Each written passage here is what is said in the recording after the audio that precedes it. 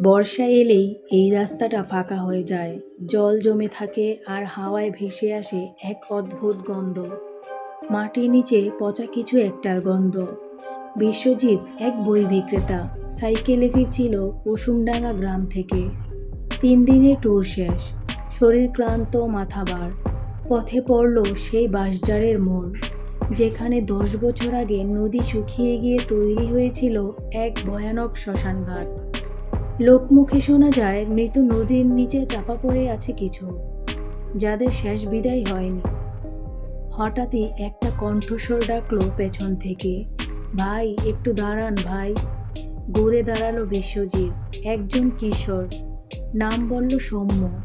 চোখে জল, হাতে একটা ছোট পুটলি। আমার ভাই মারা গেছে, এখানে কেউ নেই, আপনি কি একটু সাহায্য করবেন? কাঠ দিয়ে দাহ করব।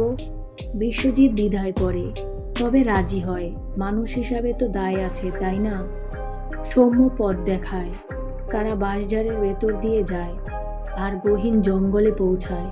সৌম্য কাঁদো কাঁদো গলায় বলে, এই যে এখানে আমার ভাই। সৌম্য মাটি খুঁড়ে দেখায়, কিন্তু ভেতরে যে লাশটা দেখা যায় সেটা সৌম্যের নিজেরই মুখ। বিশ্বজিতের চোখ কোটর থেকে বেরিয়ে আসতে চায়। বিশ্বজিৎ বলে, তুমি তো। সৌম্য ধীরে ধীরে মিলিয়ে যায় হাওয়ার সাথে। আমাকে কেউ দাহ করেনি, আমাকে জ্যান্ত পুঁতে ফেলেছিল। বিশ্বজিৎ দৌড়ে পালাতে চায়, কিন্তু পা যেন আটকে যায়, মাটি টেনে নেয় তাকে। সকালে সে উঠে পড়ে এক বাঁশঝাড়ের ধারে।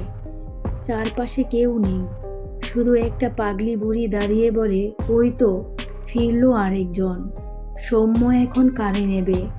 বুড়ি জানায় সৌম্য বছর 2 আগে নিখোঁজ হয়েছিল। লোকজন বলতো প্রেম ঘটিত ব্যাপার, কেউ খোঁজ পায়নি। তবে পাগলি জানে ও মাটি খোঁড়ে, ওর গলা এখনো শোনা যায় প্রতি বর্ষায়। বিশ্বজিৎ বাঁশঝাড়ের পেছনে আবার যায়। সেই জায়গায় নরম মাটি, আর তার উপর শুকনো পুটলি পড়ে আছে, যেটা সৌম্যের হাতে ছিল। সে বুঝে যায় এই খেলা শেষ হয়নি। শেষে শোনা যায় বিশ্বজিৎ নিজেও নিখোঁজ। তার নাম আর তার মুখও আজ পলিথিনে মোড়া এক লাশ।